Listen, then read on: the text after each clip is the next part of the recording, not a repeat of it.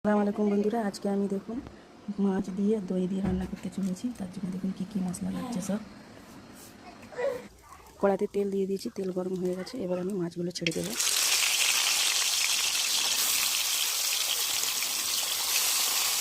লাল লাল করে মাছ সব ভাজা হয়ে গেছে দেখুন। ভেজে মাছকে তুলে নিয়েছি। কড়াতে তেল দিয়ে দিয়েছি, দিয়ে পেঁয়াজ বাটা দিয়ে দিলাম। এবার আদা রসুন আর জিরে বাটা দিয়ে দিলাম। লঙ্কা, হলুদ, ধনিয়া গুঁড়ো আর লবণ। টমেটোর পেস্ট দিয়ে দিলাম। ফেটানো দই দিয়ে দিলাম। মশলা থেকে তেল ছেড়ে দিয়েছি। এবার আমি ঝোল দিয়ে জল দিয়ে দেবো।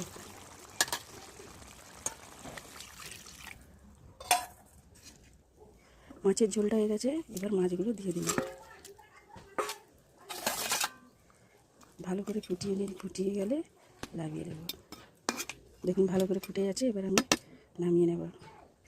দেখুন বন্ধুরা, মাছের ঝোল হয়ে গেছে দই দিয়ে মাছ রান্না। মাছের ঝোল কেমন হয়েছে আপনারা লাইক কমেন্ট শেয়ার করবেন, কমেন্টে জানাবেন।